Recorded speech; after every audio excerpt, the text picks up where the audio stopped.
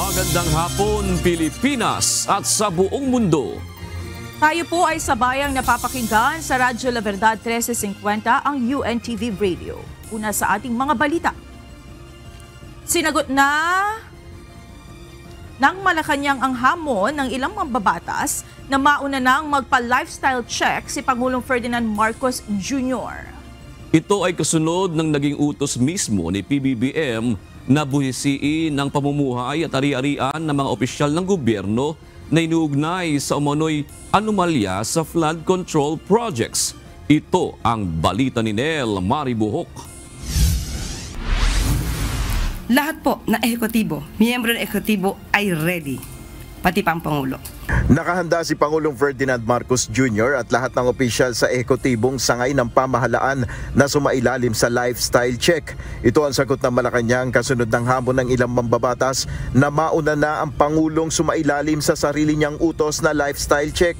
Kabilang si Senator Riza Ontiveros na nanawagan ng transparency sa Pangulo at ilabas sa publiko ang kanyang Statement of Assets, Liabilities and Net Worth o SALN. Sagot naman ni Palace Press Officer Yuse Claire Castro. Kaya nga po ready po lahat, so kasama po yung SALN.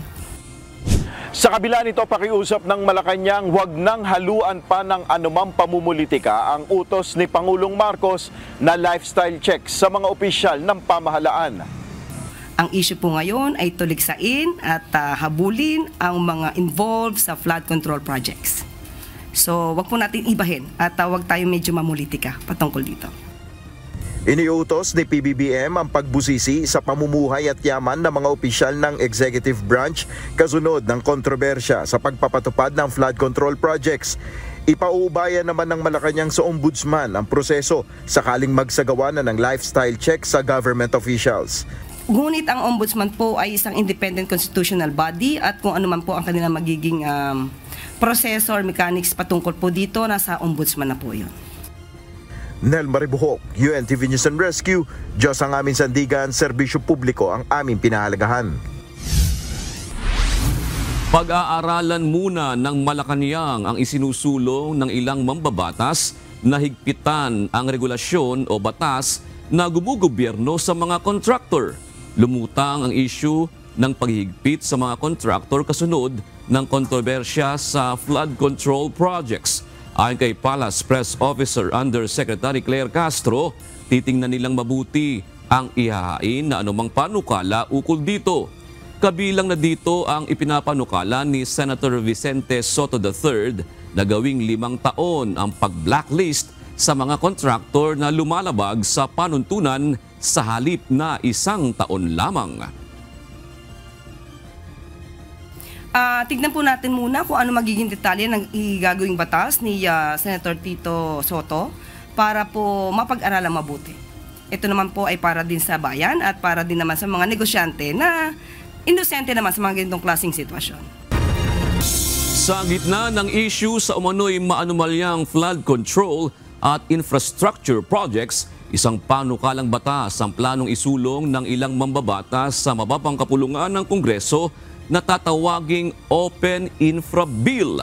Ayon kay Akbayan Party List Representative Percy Sendanya, sa pamamagitan ng panukalang ito, susuriin ang mga proyekto ng gobyerno kung nasusunod ba nito ang itinakdang mga standard at para maiwasan na pagmulan ito ng korupsyon.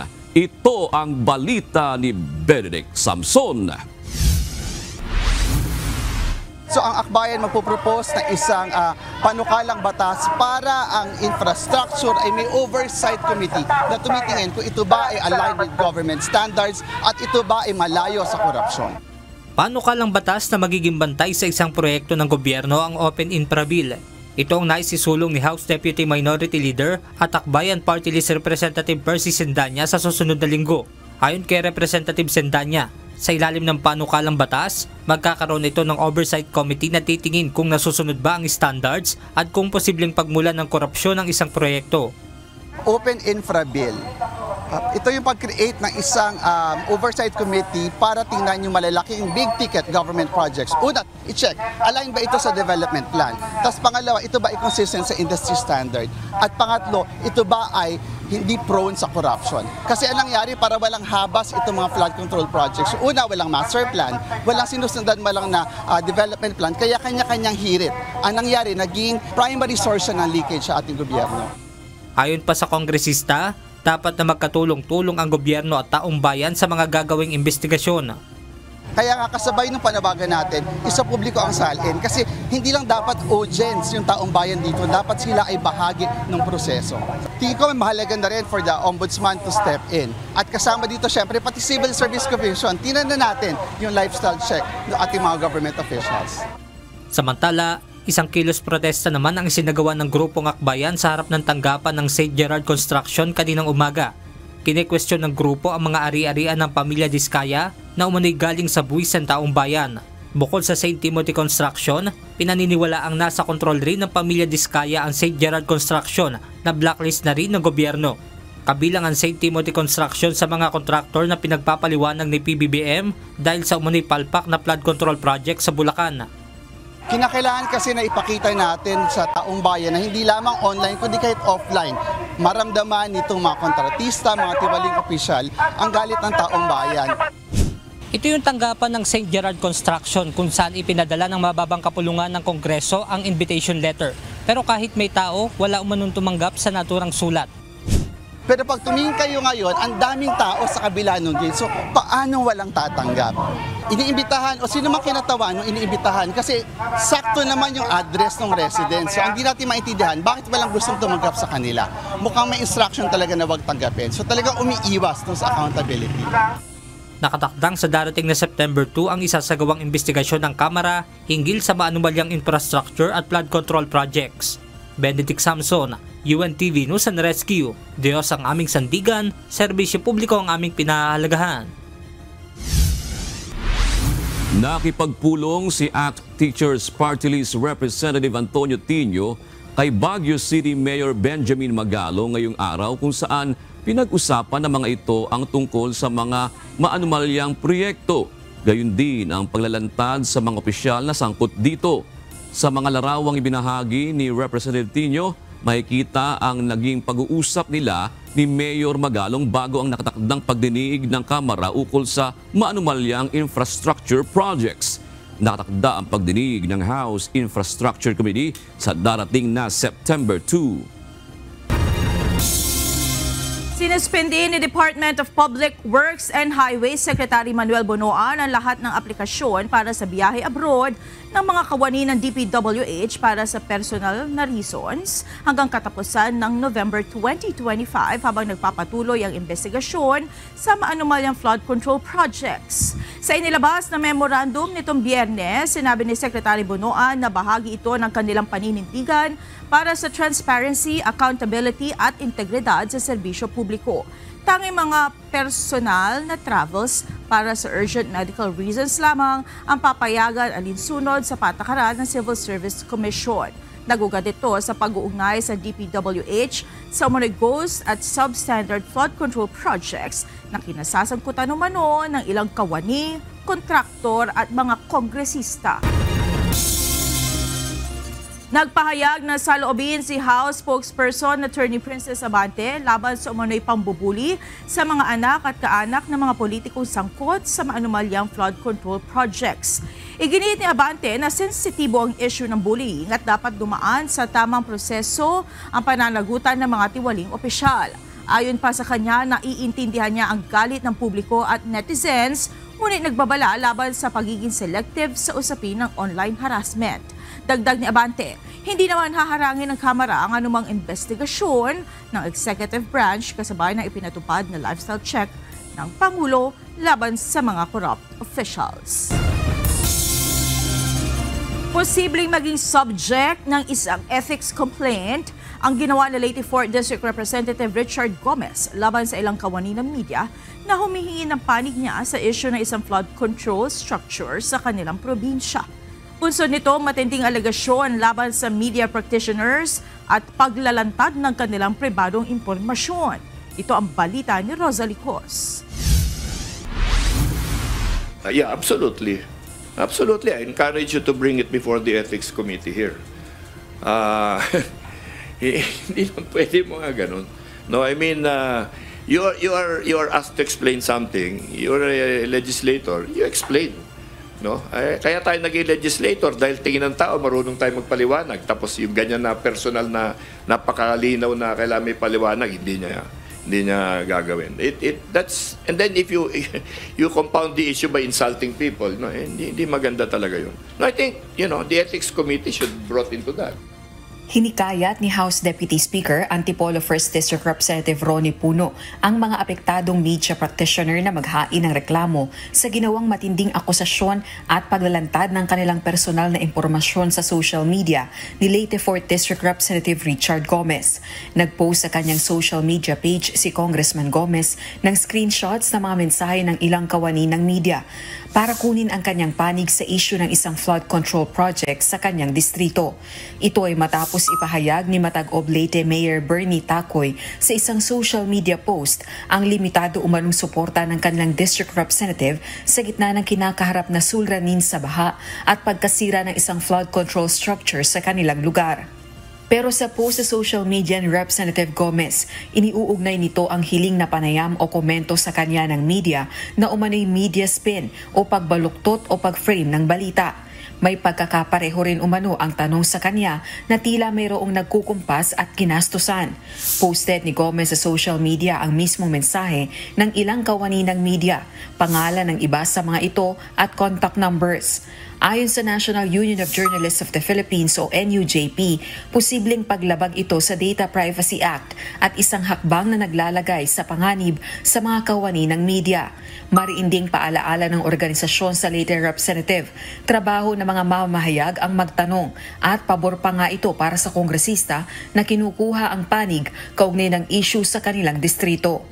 Dagdag pa ng NUJP, kung ayaw magsalita ni Gomez tungkol sa issue, maaari naman itong mag-no comment na lang o kaya ay wag nang mag-reply nang hindi nagpapahiwatig ng masamang intensyon o naglalantad ng pribadong impormasyon na mga kasamahan sa media.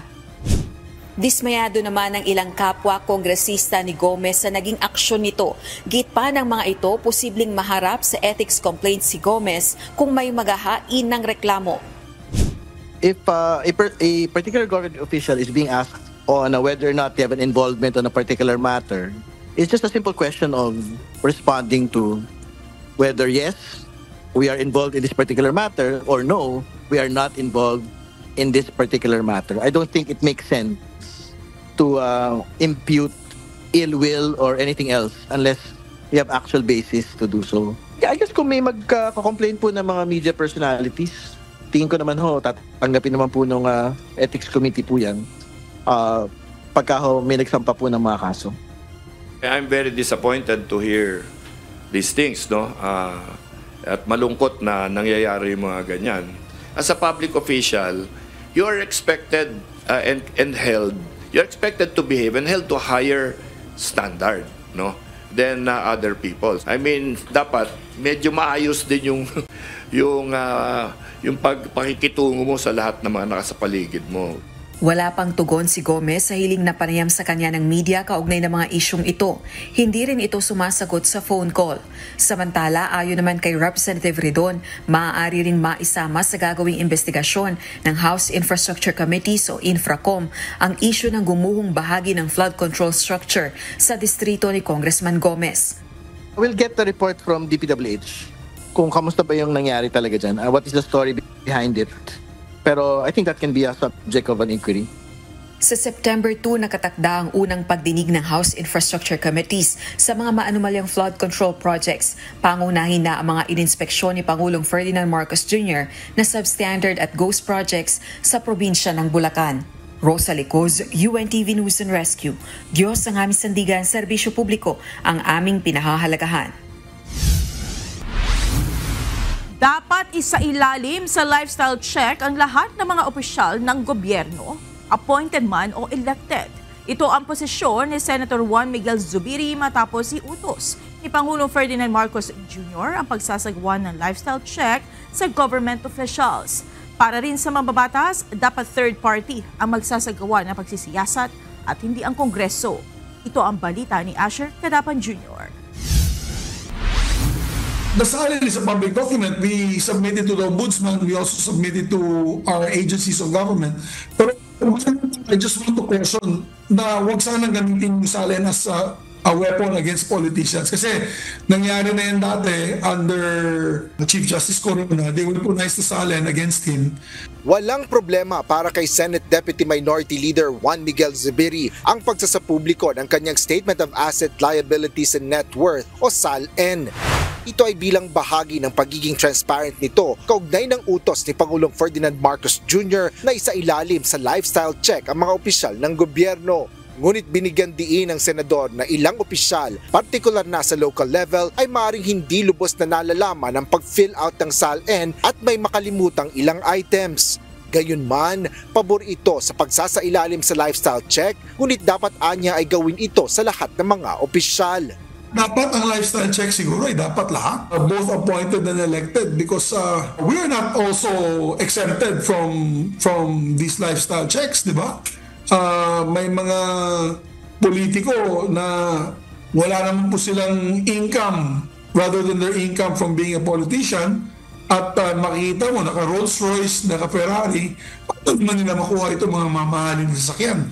Kailangan yan tugma sa kanilang BIR, di ba? BIR tax payments and income generated from other sources. Suwestyon ni Senador Zubiri, unang hakbang na dapat gawin ay tukuyin ang third-party agency na mag-iimbestiga ng mga skandalo sa korupsyon sa lahat ng mga politiko at appointed officials.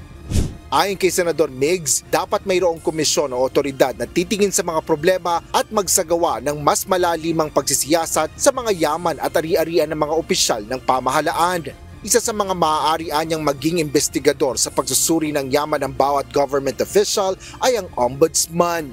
I think there should be a third party. Sa totoo lang kasi katulad yan, may investigation sa Senado, may investigation sa House of Representatives tungkol dito sa corruption scandals na nangyayari sa DPWH. Parang hindi tama na itong mga ahensya o itong Kongreso at Senado ang lead agency to investigate this. I think there should be a third-party agency that should be led by, of course, the investigators and government investigators and civil society. Pagkatapos ng mga investigasyon, sinabi ng senador na mahalaga rin na may managot at makasuhan sa lifestyle check na ito. Kung hindi, magiging tila isang ningas kugon lang ang mangyayari. Asher Cadapan Jr., UNTV News and Rescue. Diyos ang aming sandigan, serbisyo publiko ang aming pinahalagahan. Sa pag-iinspeksyong ginagawa ng lokal na pamahalaan ng Quezon City, natuklasan nilang 7 sa 15 kontratistang tinukoy ni Pangulong Ferdinand Marcos Jr. ay may flood control projects sa lungsod. Ayon kay Quezon City Mayor Joy Belmonte, ipapasa nila sa Pangulo ang mga nalaman nilang impormasyon upang makatulong sa isinasagawang investigasyon ng pamahalaan. Ito ang balita ni Ivan Alvarez. Ito sa top 15 contractors sa listahan ng Pangulo ay may proyekto din dito sa lungsod. Inisa-isa ng lokal na pamahalaan ng Quezon City ang mga questionableng proyekto ng Department of Public Works and Highways o DPWH sa kanilang lungsod, lalo na pagdating sa flood control.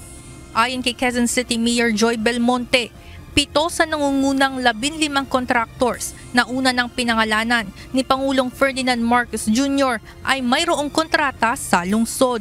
Isa sa mga ito ay ang St. Timothy Construction Corporation na may pinapagawang pumping station sa may Santo Domingo.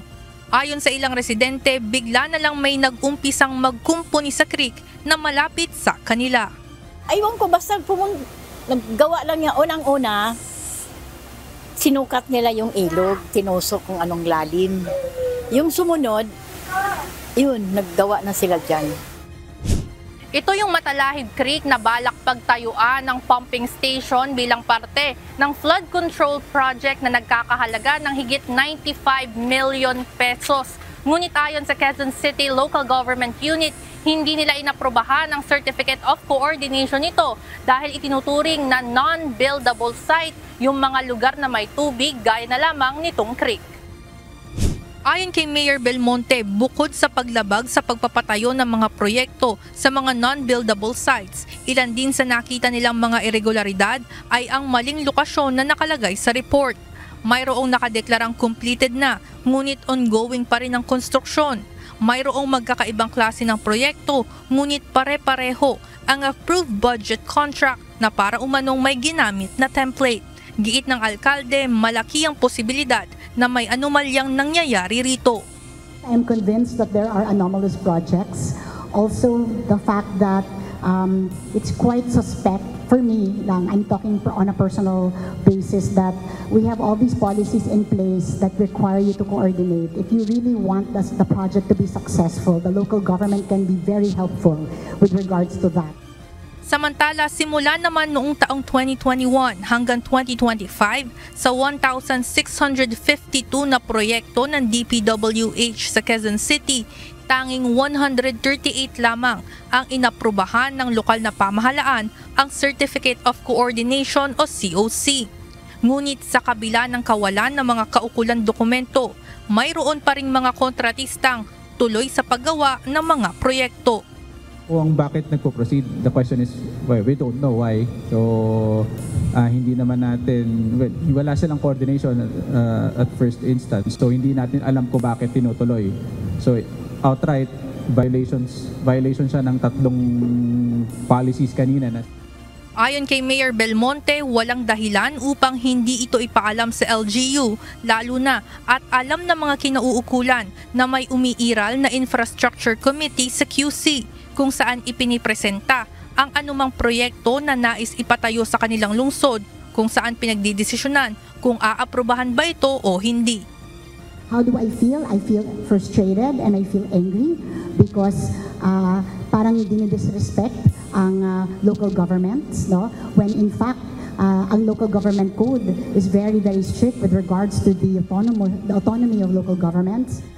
Pagtitiyak ng lokal na pamahalaan ng Quezon City, patuloy ang kanilang mga isinasagawang inspeksyon sa mga DPWH projects at handa silang ibigay sa Pangulo ang mga resulta ng kanilang mga investigasyon. Evan Alvarez, UNTV News and Rescue. Diyos ang aming sandigan, serbisyo publiko ang aming pinahahalagahan. Dinipensahan ni former Senator Cynthia Villar ang pagpatayo ng Zapote River Drive sa Las Piñas City. Ito ay matapos sisihin ni Las Piñas City Representative Mark Anthony Santos ang mga pagbaha sa lugar dahil sa naturang proyekto na ipinatayo ng mga Villar. Paliwanag ng dating senadora, walang pagbaha sa lugar at hanggang 2/3 lang ng Zapote River ang naitalang pinakamataas na level nito. Itinanggi rin nito na pinakipot ang ilog dahil bawal anya ito, habang ang nasa 5,000 informal settlers na dating nakatira sa tabi ng Zapote River anya ay maayos na nailipat sa Naik, Cavite. Nainggit lang siya doon kasi lahat ng tao na-appreciate yung River Drive. Ang aking River Drive, 40 kilometers. I built it for 10 years, from 2012 to 2022. Oo. At pinagtiyagaan ko yon. Yung ginawa kong kalye, kaya ako ginawang kalye yon. Paano mo lilinisan ng river kung walang road papunta sa river? At nung mayari, nakatulong pa sa pag-ibsa ng traffic sa Las Piñas. Lahat ng mga private vehicle doon dumadaan. Isiniwalat ni Justice Secretary Jesus Crispin Remulla na nilapitan siya ng isang abogado na kumakatawan sa isa sa top 15 contractors na tinukoy ng Pangulo na nakakuha ng malaking bahagi ng flood control projects. Ayon kay Secretary Remulla, nag-alok itong maging whistleblower at ibinahagi ang umano'y modus sa pagitan ng contractor at ilang opisyal ng DPWH pagdating sa mga proyekto ng pamahalaan, kabilang na ang flood control. Kasama dito ang paghahati ng kita kung saan malaking porsyento ang napupunta sa contractor at may bahagi rin ng ilang nasa DPWH, pati na ang umano'y pag-encash ng cheque sa Land Bank kahit nakapangalan sa kontraktor. Nabanggit din ng abogado ang isang proyekto sa Central Luzon na nagkakahalaga ng 5 bilyong piso na sinasabing may irregularity. I've been approached by a lawyer representing a potential whistleblower. And they have told me, he's given me an idea of what happened in one of the projects in Central Luzon, in projects worth 5 billion. Those projects. Pinuri ni Remulla ang intensyon nitong tumulong sa laban ng pamahalaan kontra korupsyon at sinabing handang bigyan ng proteksyon sa ilalim ng Witness Protection Program ang sinumang maglalantad ng katotohanan. Narito naman ang mga balita sa iba't ibang panig ng mundo. Ihahatid ng ating global correspondent na si Marby Delfin mula sa Perth, Australia.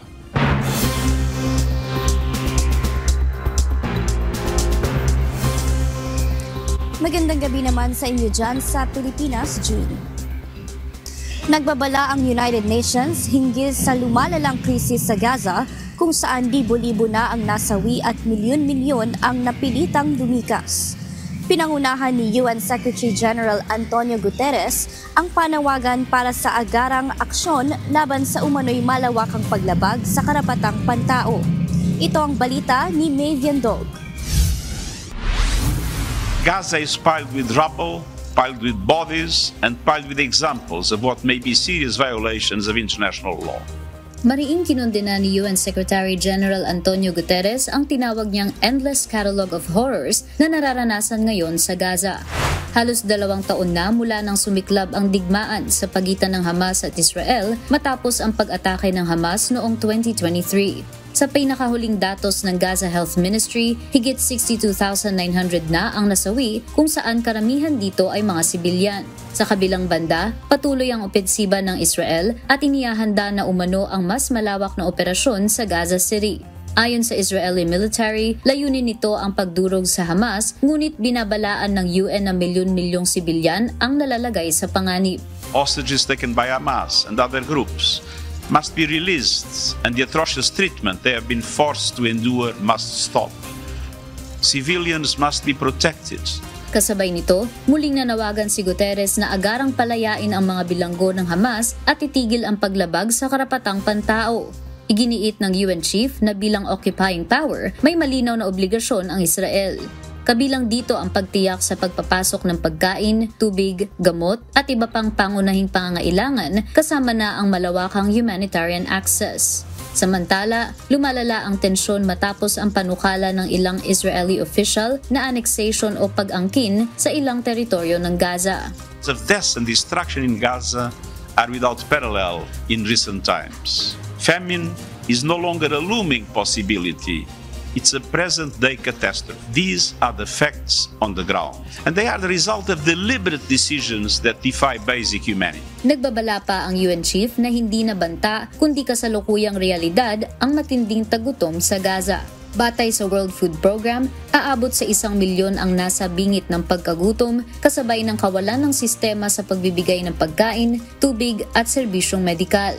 Kamakailan, sinabi ni WFP Chief Cindy McCain na nasa breaking point na ang Gaza matapos niyang masaksihan ang hirap ng mga pamilyang namamatay sa gutom. Dagdag pa rito, naiulat din ng mga sibilyang nasusugatan at nasasawi habang pumipila para sa ayuda. Nagpapatuloy din ang paglikas ng mga sibilyan sa gitna ng walang tigil na sagupaan sa pagitan ng dalawang grupo. Sa kabila ng panawagan ng United Nations para sa permanenteng tigil putukan, wala pang malinaw na indikasyon mula sa Israel o Hamas na magtatapos ang halos 2 taong kaguluhan. Matatanda ang pumayag na ang Hamas sa 60-day ceasefire deal na inirekomenda ng Egypt kasabay ng pagpapalaya ng ilang bihag. Subalit ayon sa Israel, nais nilang palayain ng Hamas ang lahat ng hostage at hindi ang ilan lamang dito. May Viandog, UNTV News and Rescue. Diyos ang aming sandigan, serbisyo publiko ang aming pinahalagahan.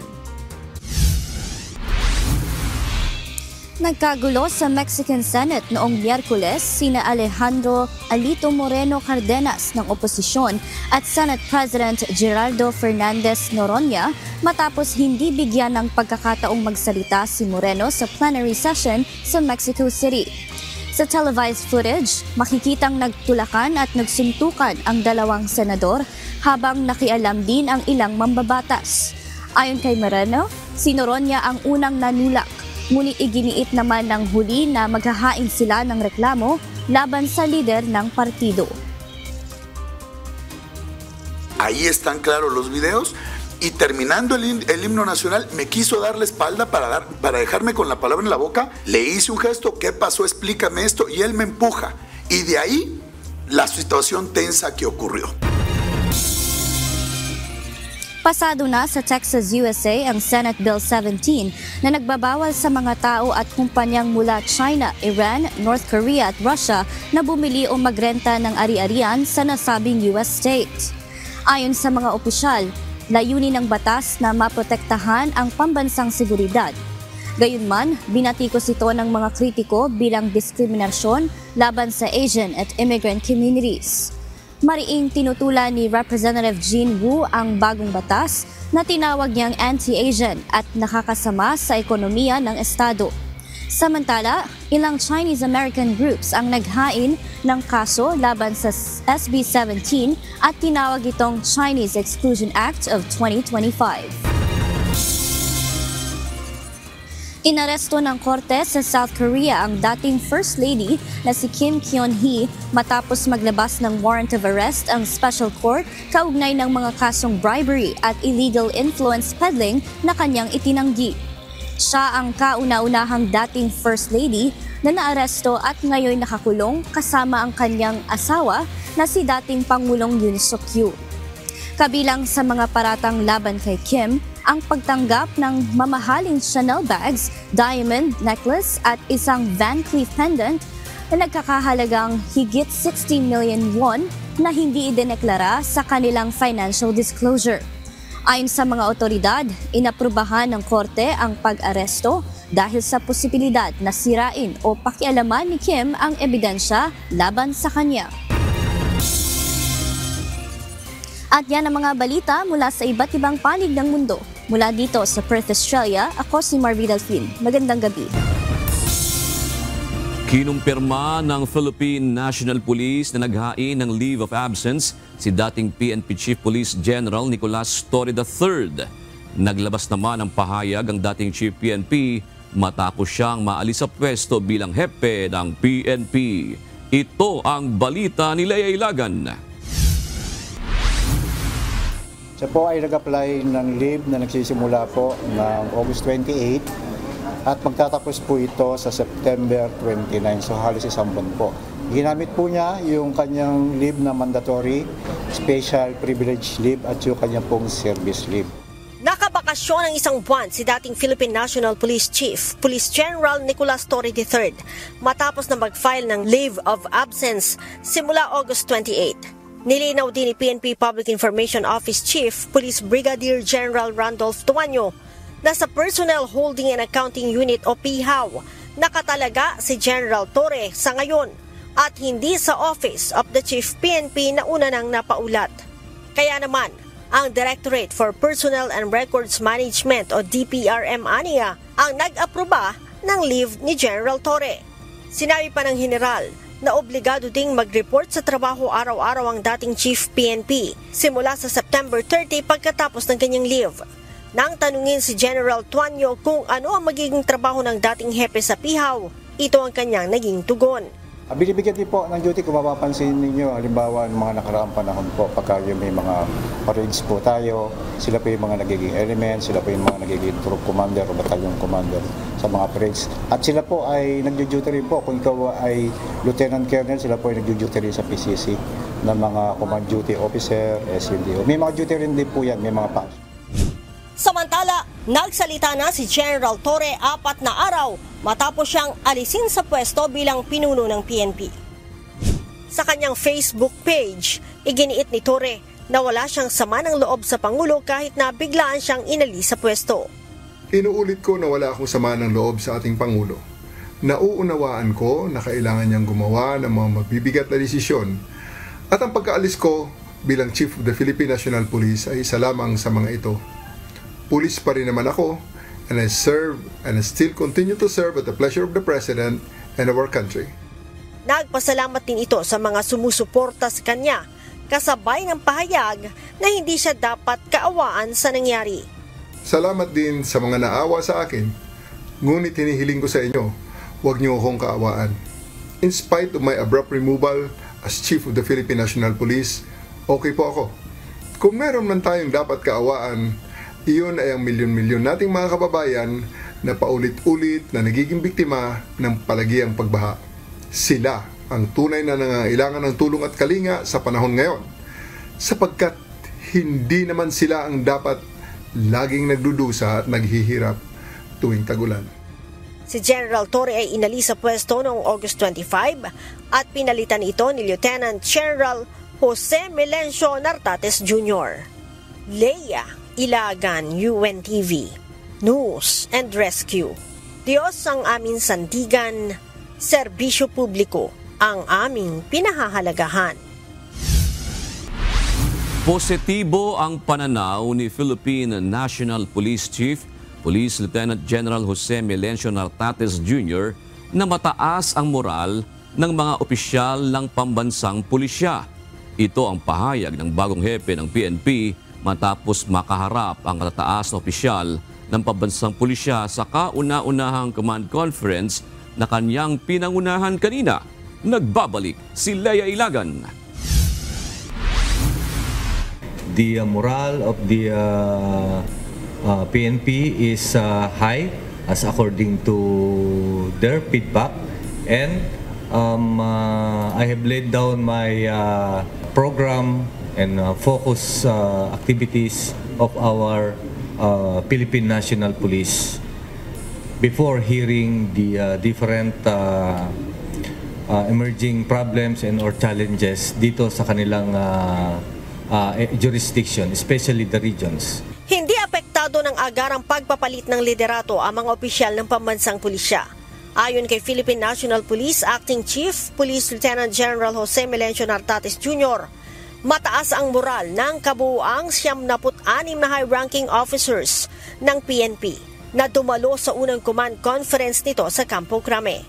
Sinabi ni Lieutenant General Nartates, kasama sa natalakay nila ay ang ipatutupad na seguridad sa parliamentary election sa Bangsamoro Autonomous Region in Muslim Mindanao o BARM sa October 13. So we will ensure that this election will be safe and secure, and of course it will be fair by making the contingencies and preparations by in coordinations with the COMELEC. Importante doon is we have our contingencies, preparation. Iginiit din aniya nito ang pagpapatupad ng maayos na police operations, gaya ng pagpapakalat ng mga pulis sa mga komunidad at pagbabantay sa mga vital installations. We manage our resources, whether it's personnel, whether it's logistics and the finances. Hindi ka magkalingin ka ng commander pagka naayos mo ito. We are talking about management and leadership. Ito ang kailangan natin.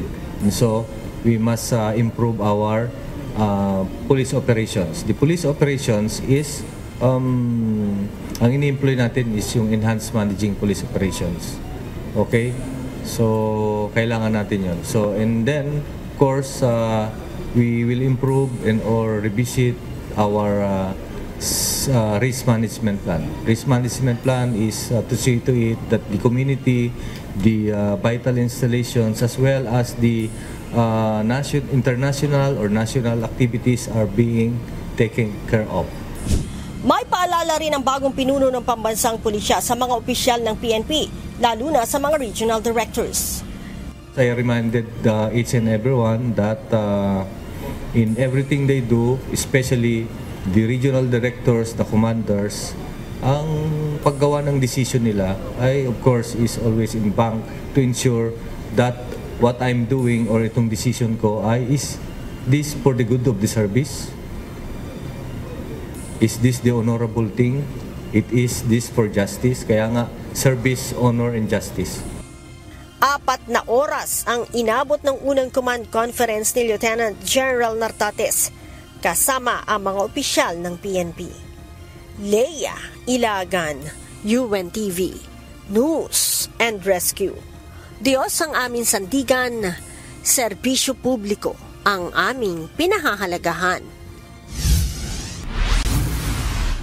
Mahigpit na nakabantay ang National Security Council sa umano'y foreign sleeper agents na nasa Pilipinas. Ito ang tiniyak ng NSC kasunod ng pahayag ni Senator Panfilo Lacson na may Chinese sleeper agents at operatiba mula sa People's Liberation Army ng Beijing na umano'y nananatili sa Pilipinas upang mag-espiya. Sa binasang pahayag ng Malacanang mula sa NSC, tiniyak nito na hindi sila nagsasawalang bahala at patuloy na nakikipagtulungan ng ahensya sa law enforcement at intelligence units ukol sa mga banta na ito. The government does not take espionage lightly, and we act swiftly when credible intelligence is verified. Recent operations have already led to arrest of suspected foreign operatives, which shows that our agencies are not standing still. We are working closely with law enforcement and intelligence units to dismantle espionage network whenever they may be. Pinagtibay ng Commission on Elections ang kanilang naunang desisyon para ipawalang bisa ang registration ng Duterte Youth Party List. Bunso nito ng kabiguan nilang makasunod sa mandatory requirements of publication and hearing kaugnay ng kanilang kandidatura noong 2019 elections. Sa botong 511, tuluyan nang ibinasura ng COMELEC on Bank a motion for reconsideration na inihain ng grupo na humihiling na baliktarin ang June 2025 decision ng COMELEC 2nd Division. Sa pagpapatibay sa desisyon, sinabi ng OnBank na nakakita ito ng no cogent reason para baliktarin ang desisyon. Nabiguan nila ang Duterte Youth na maghain ng anumang valid o substantial na batayan upang matiyak ang muling pagsasalang-alang sa entailed na resolusyon. Nagpaalala ang Department of Agriculture sa mga supplier ng fertilizers na dapat ay ma-deliver na hanggang August 31 ang mga na-delay na fertilizer subsidy para sa mga magsasaka. Matapos ang naging pagdinig sa Senado kamakailan, patuloy ang panawagan ng Samahang Industriya ng Agrikultura o SINAG na busisiin ang naging sobrang delay sa abono, lalo na ang posibilidad ng umano'y ghost delivery sa ilang lalawigan. Ito ang balita ni Mia Alonzo. Ba't hindi bigay? Samantalang matagal na siyang dapat na i-provide ng mga nanalong bidder. Yun lang. Kaya tinatanong ng mga farmers, baka ghost, di ba may ghost projects sa flood control. So baka may ghost deliveries din sa mga fertilizer providers. Nais ipabusisi ng Samahang Industriya ng Agrikultura o SINAG sa Department of Agriculture ang matagal ng pagkaantala ng fertilizer subsidy na sanay nagamit ng mga magsasaka noong cropping season. At dahil anihan na sa Setyembre, hindi na napakinabangan ng mga magsasaka ang abono na sanay nagamit noong June hanggang July. So hindi nagamit yan ng farmer na i-report nila, nakapag-provide sila ng fertilizers, pero sa totoo, delayed siya na ibigay, kaya hindi rin napakinabangan. Pero yung purpose mo for this cropping na nagsimula ng June, July, September na by Monday, maraming farms hindi na siya magagamit for this cropping. Kaugnay nito na nawaga ng grupo na mabigyan ng kaukulang aksyon at parusa ang mga supplier at managot sa naging aberya. Hiling pa ng SINAG kung maaari imbis na dumaan sa bidding ng mga fertilizer providers, mas mainam nila siguro kung gawing cash assistance o voucher system ang subsidy. Ito ay upang direkta nang mapunta sa mga magsasaka at sila mismo ang makapili ng fertilizer na kanilang gagamitin. Samantala sa panig naman ng Department of Agriculture, ayon kay Agriculture Secretary Francisco Chu Laurel Jr., binibigyan na lamang niya ng hanggang August 31 ang mga supplier para ma-deliver ang mga naantalang fertilizer subsidy. Babala pa ng kalihim na kung hindi pa rin maihahatid sa takdang panahon ay posibleng ma-blacklist ang mga supplier sa mga lugar na naantala ang kanilang delivery. Monitor naman namin yan dahil napipikon nga rin kami na bakit na-delay. Na bid out yan na maaga naman. It's really maybe a logistic problem, a supply issue. Of course, marami silang excuse. Hindi naman acceptable din yun. That's why we might be penalizing these suppliers or baka temporary blacklist sila sa areas na na-delay sila para hindi maulit-ulit. Aminado rin ang kalihim na talagang may delay sa supply. Pero pagdating umano sa ghost deliveries, sa ngayon ay wala pang matibay na basehan kaya posibleng ito ay fake news.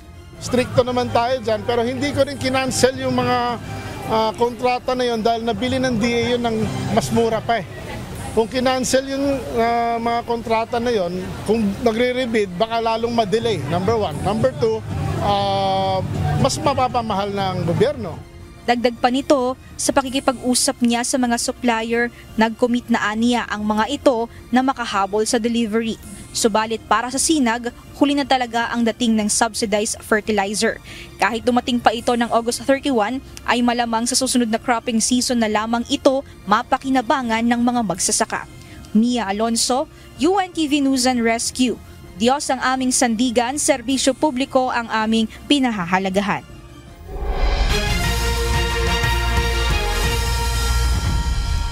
Sa mga motorista, iba yung ingat kung mag-overtake.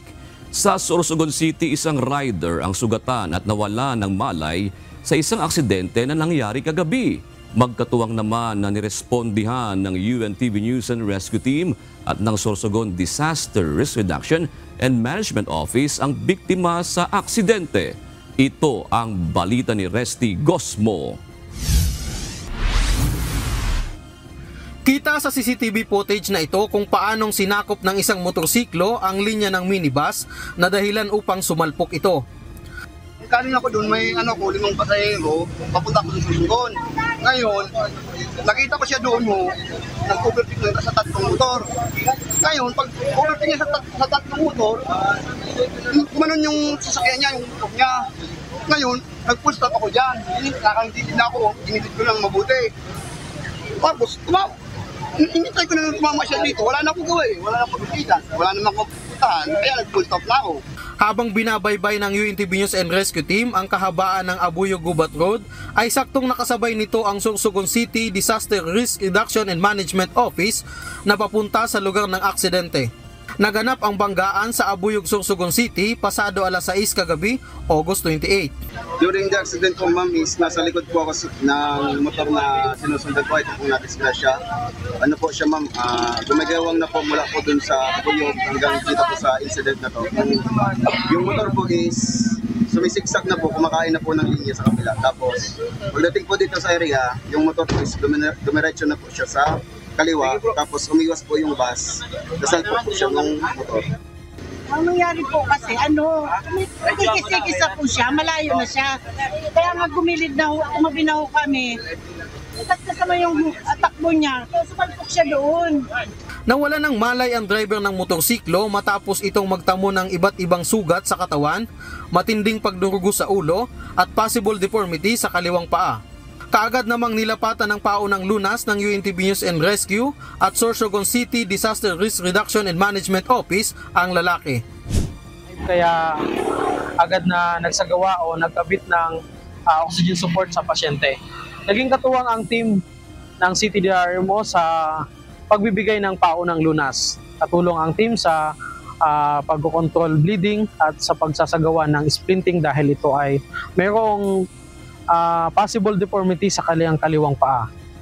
Matapos lapatan ng paunang lunas ang pasyente, ay agad itong isinugod sa Sorsogon Provincial Hospital. Sa mga nangangailangan ng agarang tulong sa panahon ng aksidente o sakuna, makipag-ugnayan po sa UNTV NAR hotline 8911 UNTV o 8911-8688. Resty Gosmo, UNTV News and Rescue. Diyos ang aming sandigan, serbisyo publiko ang aming pinahalagahan.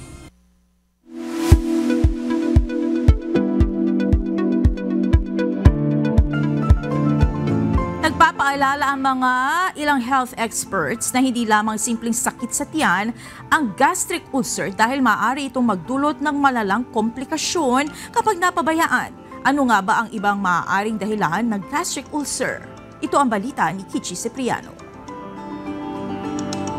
gastric ulcer po ay isang klase ng sakit sa stomach na usually nag-start as sugat sa may lining ng tiyan or ng stomach natin.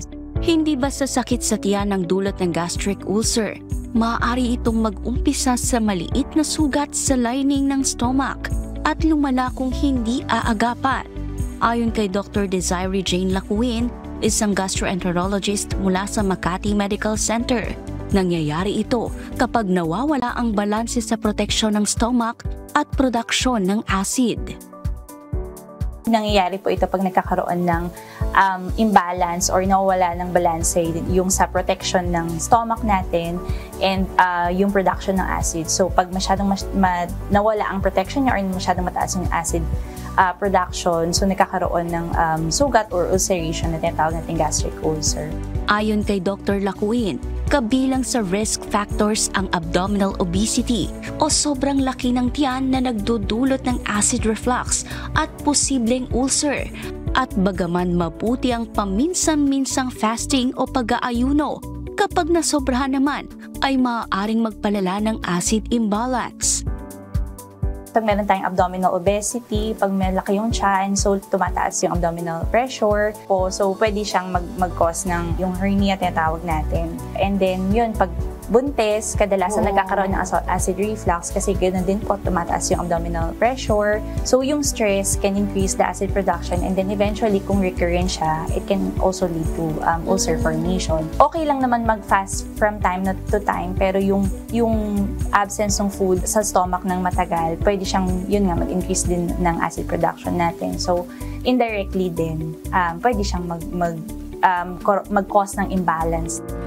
Paano nga ba maiiwasan ang gastric ulcer at ano ang mga bagay na dapat limitahan para mapanatiling malusog ang tiyan? Alamin ang kasagutan sa Doctors on TV ngayong linggo na 9 a.m. to 10 a.m. only here at UNTV. Kichi Cipriano, UNTV News and Rescue. Diyos ang aming sandigan, serbisyo publiko ang aming pinahahalagahan.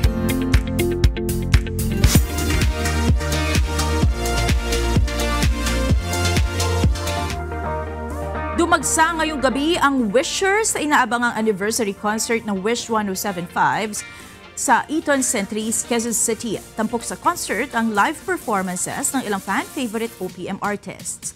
Mula sa Eton Centuries sa Quezon City, ito ang balita ni Jed Naresina live.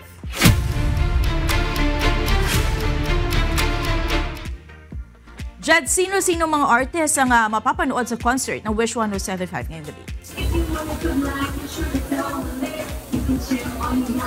Magandang gabi, Monica. Kabilang sa mga inaabangang performance ngayong gabi dito sa Eton Centuries ay mula sa ilang kilalang mga grupo at banda gaya ng Dilaw, Kaya, G22 at Lola Amor. Pero hindi rin mawawala ang performances mula sa ilang fan-favorite artists gaya ni Rob Daniel at Angela Ken.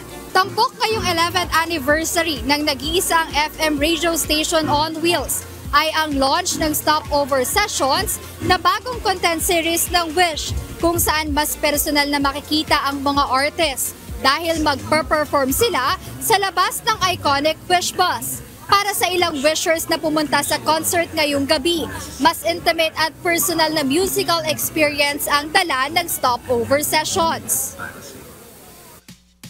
Mas maganda po yung performance kasi pag nasa bus po sila, parang laki po kasi ng difference po nila unlike pag nasa stage sila, ganda ng ng impact ng music compared sa bus. For me, mas, syempre kasi pag nasa loob, hindi mo sila naririnig kapag naka-off mic. Ngayon, siguro mas intimate, mas makikita mo sila kung paano sila gumalaw on stage. Today is another milestone for Wish 1075 at ngayong anniversary ng FM radio station on wheels. Dala nila ang iba't ibang surprises para sa wishers. Dahil mula sa wish date last August 17, ngayong gabi extended ang concert experience, dala ng live acts ng mga hinahangaang performers. Kasama rin sa lineup tonight ang ilan sa fan-favorite artists tulad ni Angela Ken at Rob Daniel. Pero wait, there's more dahil mayroon pang special surprise guest ang Wish na dapat abangan ng mga wisher. syempre yung mga bigating performances po nila and yung surprise guest and yung banda na inaabangan namin. Lola Amor! Yung music po kasi nila for me, overall package na po, voice, instrumentalities, and overall music nila. Si Rob po! Rob! Kasi mo mag-relax po siya. Nandito ako, umiibig sa'yo. Not sure if talaga magpapakita yung 4 of spades, but I'm hoping na magpakita po sana sila kasi magwawala talaga ako dito! Magwawala talaga ako dito! Papakalbo ako! Tandaan niyo po yan. Medyo ka po.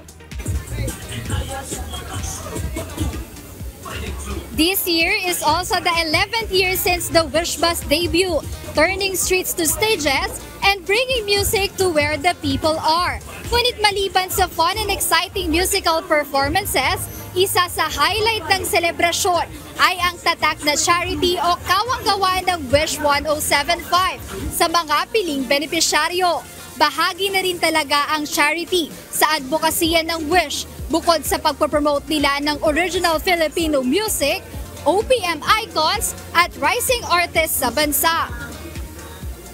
Monica, para sa mga wishers na wala pa dito sa Eton Centris o sa mga nagbabalak humabol o kaya nag-iisip na pumunta dito sa concert ng Wish ay sige na, tara na, punta na tayo and come, let's celebrate with Wish 1075 as they reach another milestone this year. And don't worry because this Wish 11th anniversary concert is for free. Kaya wishers, tara na! Ayan muna update mula rito sa Eton Centris sa Quezon City. Balik sa inyo, Monica. Maraming salamat, Jed Neresina.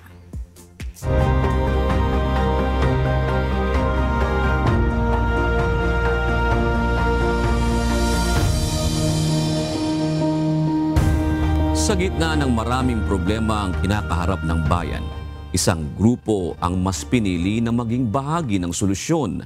Kaya naman isang kampo ng pulisya sa Angeles City, Pampanga ang napagkalooban ng kanilang minimithing munting pangarap. Ito ang balita ni Brian Evangelista.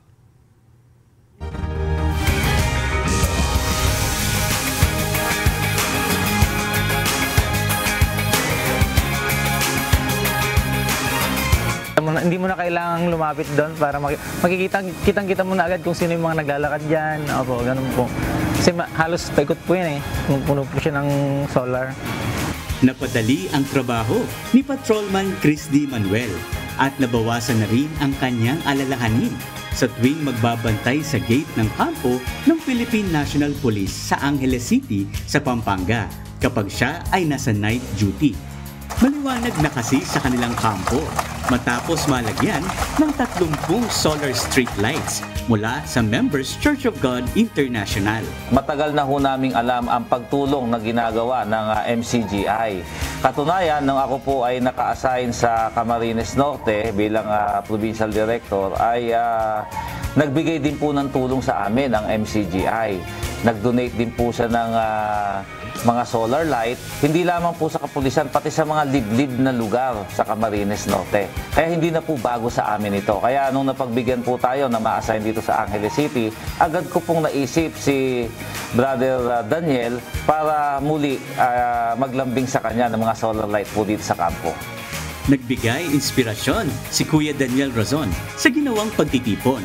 Anya, may mabisang panlaban sa ating panahon sa mga kumakalat na mga kasiraan at kagalitan, lalo na sa social media. Marami kayong makikita sa paligid nakakagalit. Mag-browse kayo sa social media, marami kayo pong makikita nakakagalit. Ang binubuo sa puso ng tao ay galit. May kaaway po kasi ang Diyos eh. On the contrary, maisip natin may mahalagang bagay naman na dapat tayong magawa. Na sa halip na galit ang paghariin sa ating mga puso. Yung sinasabi naman po ni St. Paul doon sa 3:14 ng Colossians. Sa ibabaw ng lahat ng mga bagay na ito, magbihis kayo ng pag-ibig.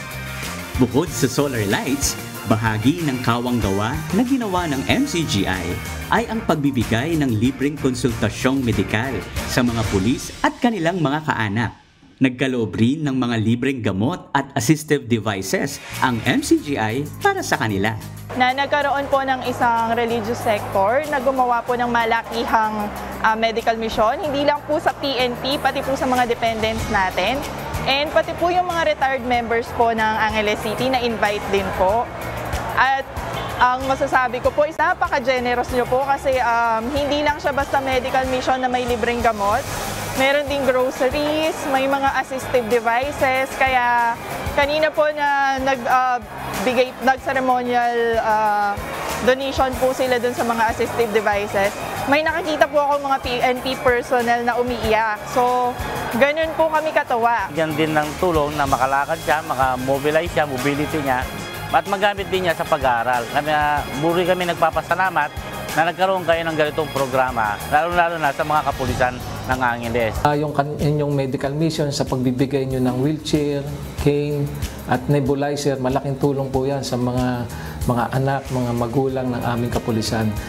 Yan po ay hindi nila makakalimutan sapagkat ang MCGI lang po ang may ganitong programa sa kapulisan. Ay tanging MCGI lamang ang nagbigay ng ganitong uri ng aktibidades sa atin pong mga kapulisan. Ayon kay Kuya Daniel, laging bukas ang MCGI na makatulong lalo na sa mga pulis na siyang pangunahing sangay ng pamahalaan na nagsisilbi sa lipunan upang mapanatili ang kaayusan at kaligtasan. Ang lahat po ng ito ay hindi dahil sa aming sariling kakayahan. Kaya po ang lagi naming sinasabi, sa Diyos ang lahat ng karangalan at ang pinakamataas na pagpupuri magpakailanman.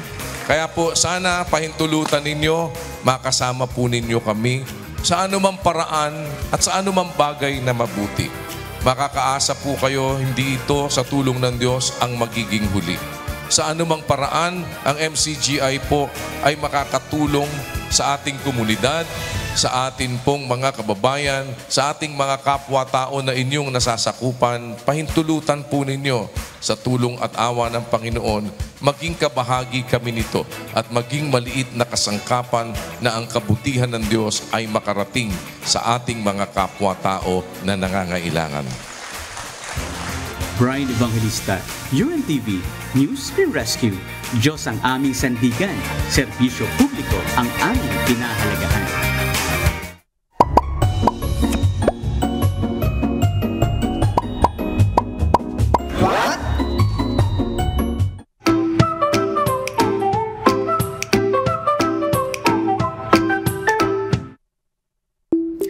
Alam mo ba, kada taon, trilyong piso ang nawawala sa Pilipinas. Hindi dahil sa baha, hindi dahil sa digmaan, kundi dahil sa korupsyon.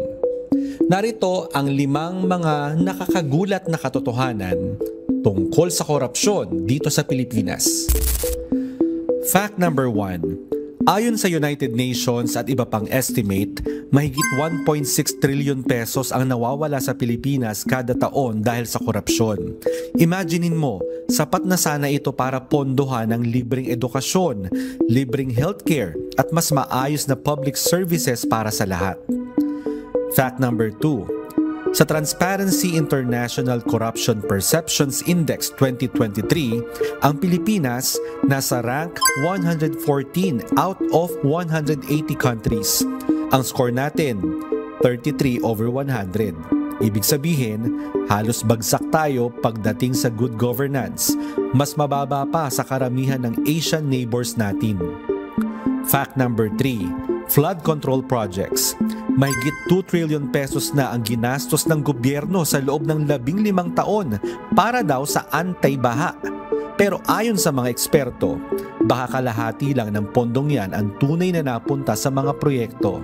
Kaya kahit paulit-ulit ang budget, paulit-ulit pa rin tayong binabaha.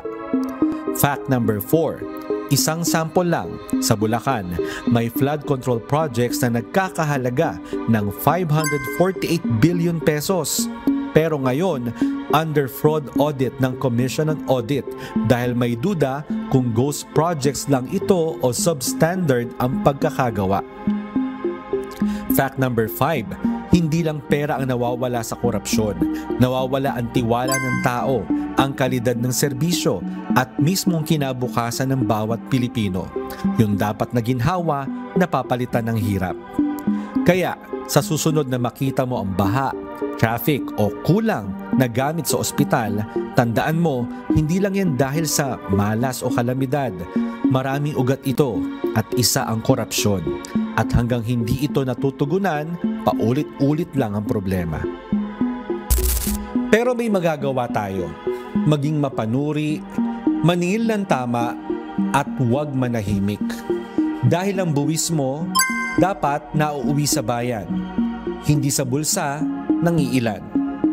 Sana may natutuhan kayo at laging tatandaan, mapalad ang tao na nakakasumpo ng karunungan at ang tao na nagtatamo ng kaunawaan.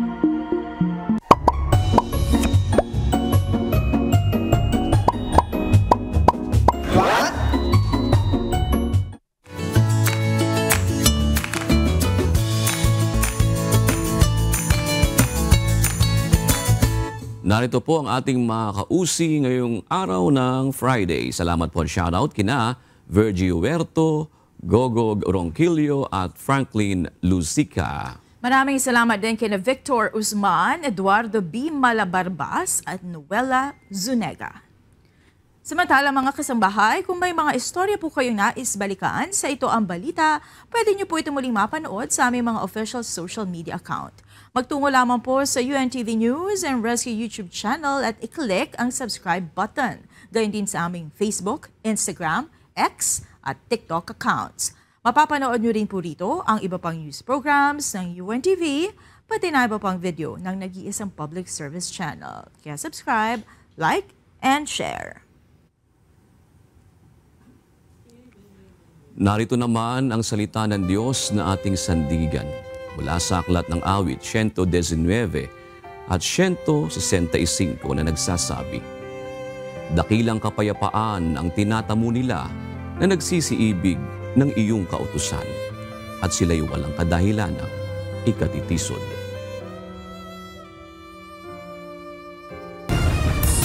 At yan ang naging kabuuan ng ating balitaan ngayong gabi. Aming inilahad ng buong katapatan kung paano namin nasaksihan. Kayo po'y makapagtitiwala na ang aming nakita at narinig ang aming ibinabalita. At dito po sa UNTV, Diyos ang aming sandigan, serbisyo publiko ang aming pinahahalagahan. Magandang gabi po at happy weekend.